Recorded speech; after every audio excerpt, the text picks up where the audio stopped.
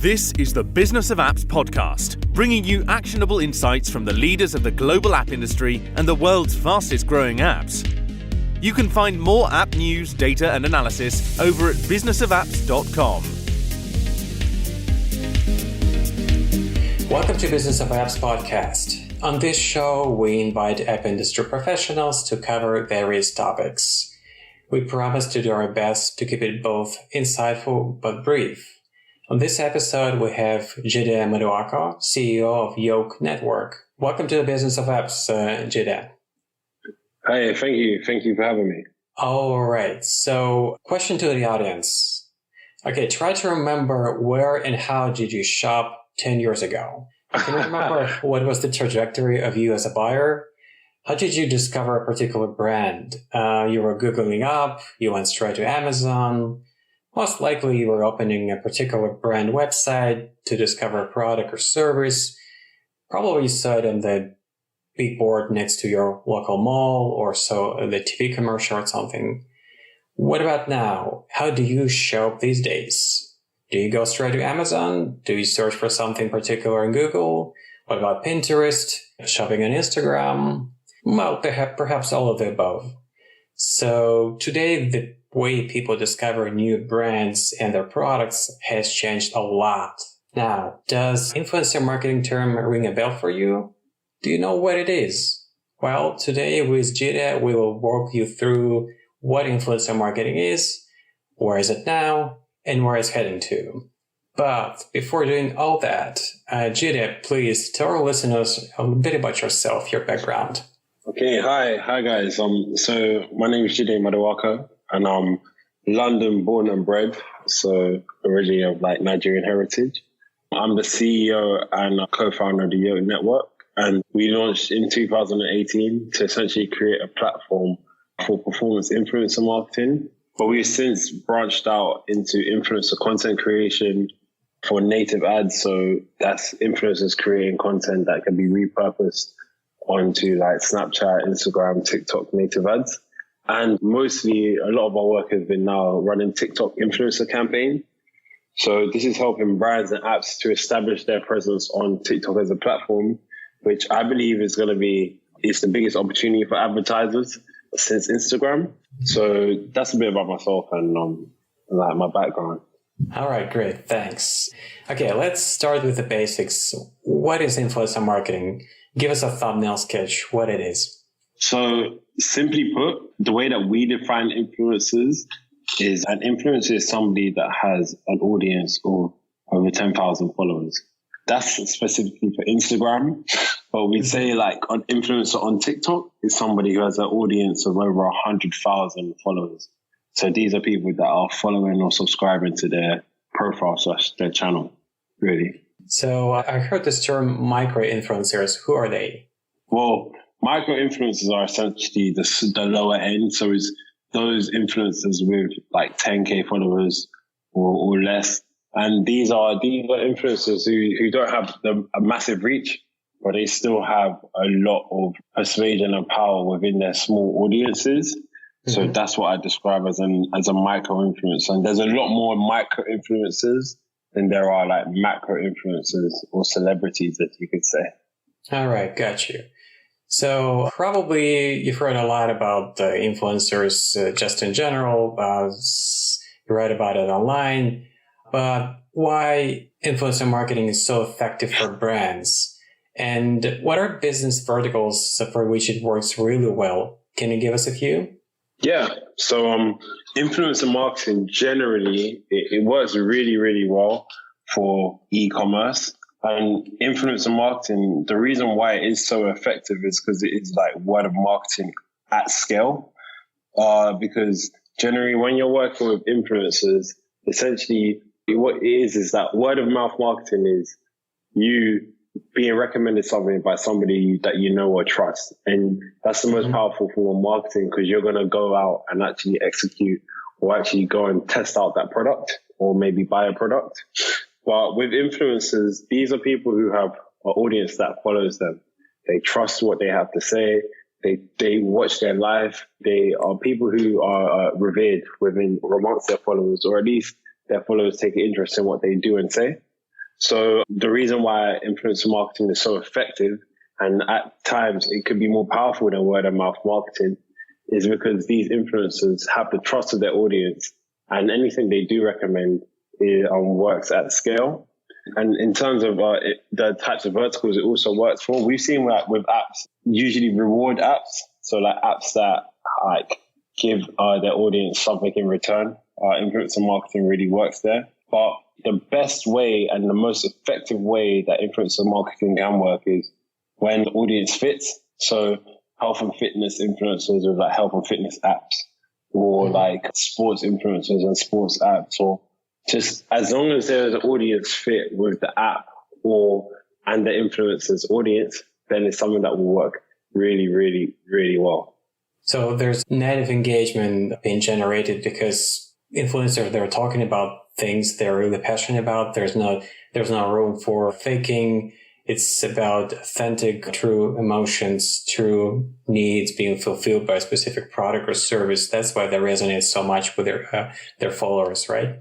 Yeah, for sure. Like, I mean, if you're an influencer and your audience always sees that you're in the gym and they follow you because the content that you're posting is about health and fitness, but then you start to talk about something completely different, like politics, for example, in your politics app, that's not going to work because they're going to think, well, I don't follow you for that.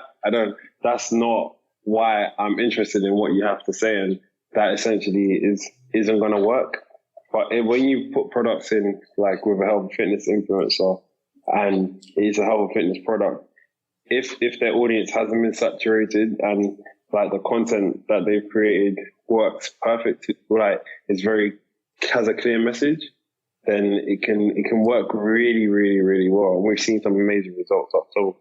I see. So it's about authenticity and trust. Now, let's switch the equation. Can you think of any downsides of influencer marketing in general, like downsides for e-commerce, for brands? Can you? Yeah, definitely. I think influencer marketing, obviously you've heard the horror stories of brands or apps spending tens of thousands and not getting any results. But I think influencer marketing, firstly, before you even try it or execute upon it, you need to know what result you're looking to get. And then that will then help you to manage the expectation of the campaign. Because we've spoken to different brands, they will look at influencers, not even to get the ROAS, they're looking at influencers more for brand awareness. Or other brands, they actually profitably can advertise with influencers. But the most of the time it works when there's like a misalignment of the audience, which is number one. If the advertising is like really inauthentic, like I've always seen like if somebody's doing like hashtag ad, there's no creativity in the content, then you see it work horribly bad, like really, really bad. And also when there is like a lack of scale. So sometimes if there's like influencer marketing being done with micro influencers and there's not enough, then it's not going to convert too well, have the results that you want. But if it's like done with a really big influencer, that's probably more effective. So influencer marketing, really, really the main thing I'd say is that it can go horribly wrong, but if it's done with a good, well thought out formula, then it can go amazingly well. Right. I see. Well, just one more thing. What about conflicts of interest? Let's say on the same week, I'm as an influencer marketing promoting two different brands for cosmetics, but they're so similar. Is there any rules? How do you reconcile these cases when similar brands are trying to approach the same influencer? And can you see how you can reconcile this situation? Yeah, well, obviously you don't want the audience to be saturated. So like if an influencer is like, it really does depend on like there's a lot of variables that do go into it. So it can be like the time of day, or even if it's like the type of creative, because the brand that is if there's two similar brands and the second brand might outperform the first brand just because the creative was done really well.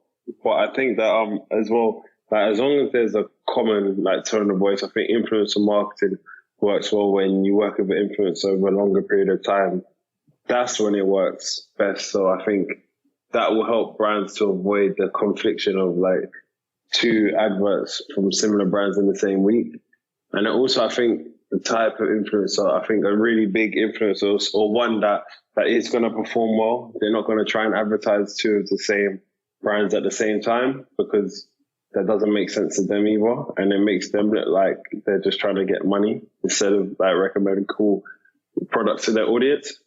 I think that the way to avoid it is by obviously watching the influencer and doing your proper due diligence on them. And then two is also like making sure that the creative is done really well, not like restricting the influencer and stifling their creativity. Okay, gotcha. Now, what about TikTok? How's it different from influencer marketing perspective? Why it's better, probably not better, but so different from, doing influencer marketing campaigns on Instagram, on Pinterest, YouTube? Well, definitely, I definitely think that TikTok is a massive opportunity for advertisers. And the reason why I love TikTok and why it's different from like other platforms is because TikTok is all about the creator. It's not about the status. It's not about who the person is. It's all about the creativity. So what you see on TikTok is that somebody may go viral and they don't have that many followers, but the content is like phenomenal. And I think TikTok has unearthed a world of creativity because it's so easy to chop and edit and to add effects to the videos that it allows anybody to look amazing. So that's the difference, I think, with Instagram. Instagram is all about who you are, what the aesthetic. There's a lot of unauthentic, like photo tune or face tune and edited photos on Instagram, So I think with TikTok, it's just, you can be who you want to be. You can let your hair down. You can be like free.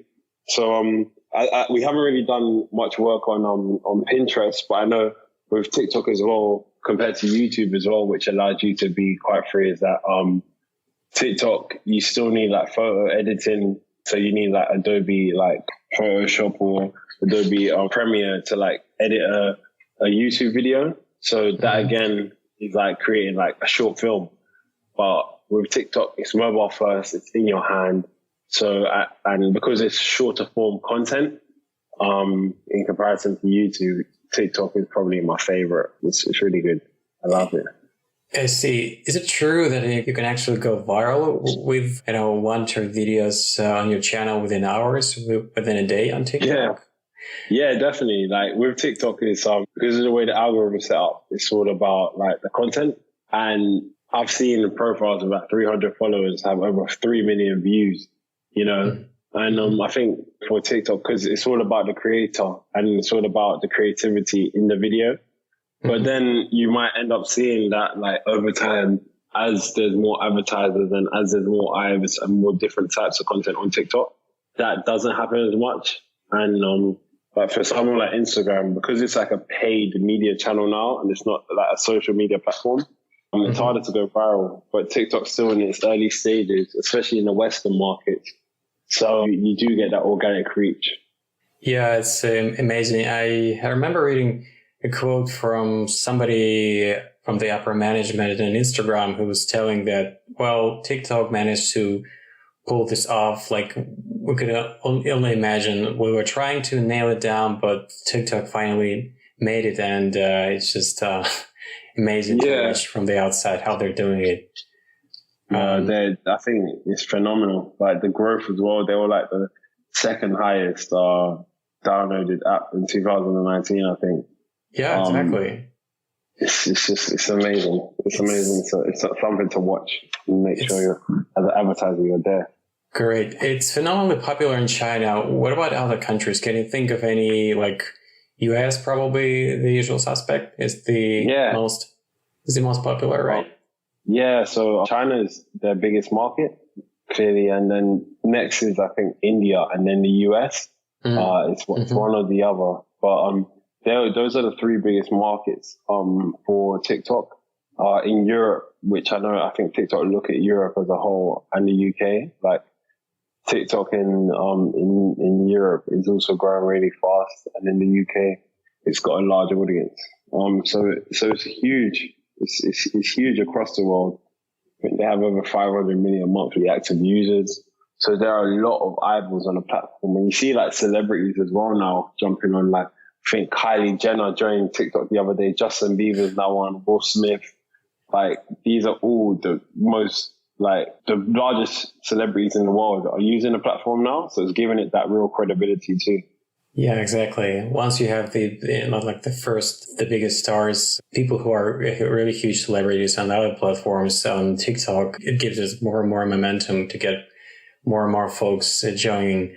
Probably the last is a small question about TikTok. What about the statistics? I heard that it's not like statistics for advertising campaign you're running on TikTok. It's not that sophisticated as the one that's how Instagram or Facebook provides. Yeah. So you mean that in terms of the advertising? Yeah, for from the native an advertising perspective, if you're running a campaign on TikTok as an advertiser, the stats you're getting are not that sophisticated as the Facebook ones, right? Yeah. So there's a few types of campaigns that you can run on TikTok. So there's obviously the larger hashtag campaigns that you can do, and where you can get like a brand takeover. There's also the native advertising platforms or campaigns that you can run when you work with and you partner with influencers, to then, for them to advertise your brand. In terms of working on TikTok as a platform, it is early doors. It's in its early stages, but the actual native ads platform looks almost identical to Facebook's. So it's very simple for advertisers to use and then run it in. But I think what actually like the biggest difference is like the links outside for like the influencers. So there isn't direct response for influencers. There isn't like, not every influencer has the link in bio. So that's where it gets a bit more difficult doing influencer campaigns. And even with the native feeds, there's quite a lot of restriction on the type of content that you can create for the native ads. So I think working with like an agency or working with somebody who is a TikTok expert to help you guide you along the process in this early stages is probably the best route to take. But it does work really well and it's smooth to use. Right. So at this point, you definitely need help of a professional. Okay. So what about trends do you see for influencer marketing this year, this 2020? So the biggest trends that I think is that I'm seeing from advertisers that a lot of them are focused on TikTok, either for native or for influencers. So I think that this year, a lot of advertisers are going to try to understand it a lot more. And they're going to be investing in different types of campaigns on the platform. Mm-hmm. I also see brands getting a better understanding of like TikTok, and there's emerging platforms like Triller that are coming. It's very similar to TikTok, but they're a US company. And with Triller, they actually launched their own ad platform as well. Then I also see a lot more brands and apps actually building their influencer teams in-house. So like essentially I think that for like when working with agencies, it's all about the value that they're going to add to your team, and how agencies will plug into your team as an advertiser. So I think this year definitely short form video platforms are going to continue to grow, and that's where advertisers are going to start to invest a lot more in. All right, great. And now I have a few rapid fire questions to you. So are you on iOS or Android side? iOS. iOS. All right. So you never tried Android. You just went iOS and never looked back. I'll be honest. I cannot see a future where I would be using Android. That's very fair answer, and we're on the same page. I'm from the same camp as you are. What about your very first mobile phone? Can you still remember what it was? Yeah, my first mobile phone, I think it was a Nokia 3510, I think. So it was a while back, over about 10 years ago, or even just over 10 years ago. I remember I had it when I was in school. Okay, let's get back to reality. What is your favorite app and why? My favorite app is TikTok. That's basically because I love the creativity on the platform, and it's a lot more refreshing than Instagram. I must say I spend most of my time on Instagram, but my favorite app is TikTok, just because I enjoy the content there more. TikTok, Instagram, I use it more for like messaging and like speaking with my friends in group chats and stuff.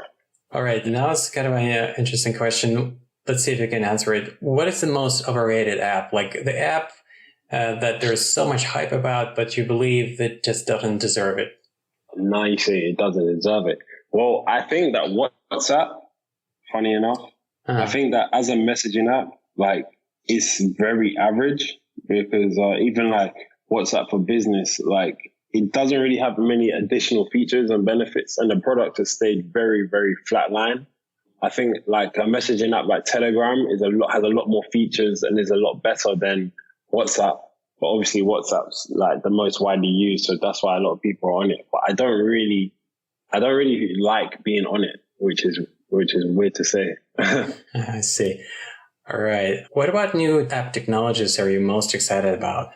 So in terms of app technology, I'd say more in terms of an app category. I'm very interested in like AR apps and like AR games as well. Because I'm really excited to see like how that will be integrated into like gaming, how it's going to grow. Because you saw obviously the success of like Pokemon Go a few years ago.